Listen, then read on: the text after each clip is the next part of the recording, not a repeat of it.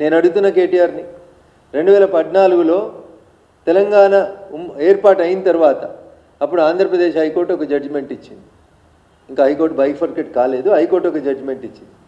ఎన్ కన్వెన్షన్కి సంబంధించినటువంటి చెరువుని గుర్తించి దాని మీద మార్కింగ్ చేసి సర్వే చేసి ఆ ఆక్రమణని తొలగించమని చెప్పింది. బాగా చదువుకున్నారు కదా కేటీఆర్ గారు, సెల్ ఫోన్లోనే అంత కనబడుతుంది కదా, మీకు గూగుల్ మ్యాప్లు కనబడతాయి కదా. 2014లో సాక్షాత్తు ఈ రాష్ట్ర సర్వోన్నత న్యాయస్థానం ఎన్ కన్వెన్షన్ను కూలగొట్టమని ఉత్తర్వులు ఇస్తే ఎందుకు ఇన్ని సంవత్సరాలు మీనమేషాలు లెక్కబెట్టారు? ఎందుకు వాళ్ళ కోడల్ని తీసుకొచ్చి తెలంగాణ చేనేతకి బ్రాండ్ అంబాసిడర్గా పెట్టుకున్నారు? దాని వెనకాల ఉన్నటువంటి అంతర్యమైంది.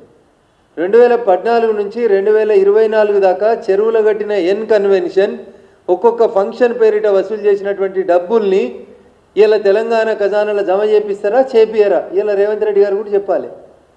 ఒక్కొక్క ఫంక్షన్కి 50 లక్షలు కోటి రూపాయలు తీసుకుంది ఎన్ కన్వెన్షన్. 10 సంవత్సరాలు 2014లో దాన్ని సర్వే చేసి తొలగించమని రాష్ట్ర సర్వోన్నత న్యాయస్థానం చెప్తే మున్సిపల్ అడ్మినిస్ట్రేటివ్ మినిస్టర్గా పనిచేసిన కేటీఆర్ గారు 10 సంవత్సరాలు ఎందుకు ఎన్ కన్వెన్షన్ని తొలగించలేదు? దాని వెనకాల ఉన్నటువంటి లాలూచి ఏందో చెప్పుకుంటారు. ఏదో పొంగులేటి సుధాకర్ రెడ్డి, వివేక్ వెంకటస్వామి, గుత్తా సుఖేందర్ రెడ్డి, ఏదో 10 పేర్లు చదివారు కేటీఆర్ గారు. నేను ఇలా రేవంత్ రెడ్డిని, కేటీఆర్ గారిని, పొంగులేటి గారిని కూడా సూటిగా ఒక ప్రశ్న అడుగుతున్నాను. లేక్ ప్రొటెక్షన్ కమిటీ కోసం మీరు జీవో 157 2010లో తెచ్చినప్పటి నుంచి ఇయ్యాలటి దాకా సార్ అంతా కంప్యూటర్ యుగమే, సెల్ ఫోన్ యుగమే. మౌస్ క్లిక్ చేస్తే ఏ సర్వే నెంబర్లు ఎవరెంత కట్టిరో తెలుస్తుంది. నేను కేటీఆర్ గారిని మున్సిపల్ అడ్మినిస్ట్రేటివ్ మినిస్టర్గా నువ్వు బాగా మాట్లాడుతున్నావు కదా, మీరు 2014 జూన్ 2 నుంచి మొన్న మీరు అధికారం కోల్పోయే డిసెంబర్ 9, 2023 దాకా మీరు మున్సిపల్ అడ్మినిస్ట్రేటివ్ మినిస్టర్గా ఉన్నప్పుడు భాగ్యనగరం చుట్టూ రింగ్ రోడ్డు లోడపల ఇంకా మీరు ఇచ్చిన జీవోలో, ఇంకా వీళ్ళందరికీ ఇంకో జీవో చెప్పాలన్నా 2010లో ఉమ్మడి ఆంధ్రప్రదేశ్ ఒక జీవో ఇస్తే ఈయన మున్సిపల్ అడ్మినిస్ట్రేషన్ మంత్రి అయినాక 2021 దాకా నిద్రపోయింది ఆ జీవో మీద.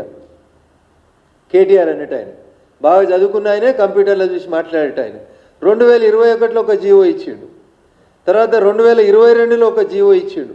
ఈ జీవోలో ఎంత మంచి ముచ్చట చెప్తాడని ఆయన అంటే, government accordingly year by appoint additional collectors of Hyderabad, Rangareddy, Medchal, Malkajgiri, Yadadri Bhuvanagiri, Medak, Sangareddy and Siddipet districts as the nodal officers and entrusts the responsibility of field work for the Lake Protection Committee.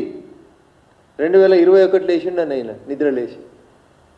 2014లో N convention కూలగొట్టమని judgement వస్తే 2021లో సిద్దిపేట జిల్లాను కూడా కలుపుకొని వేసిండు. మరి బావ ఏం చేసిండో బావ మరి చేసిండో తెలియదు.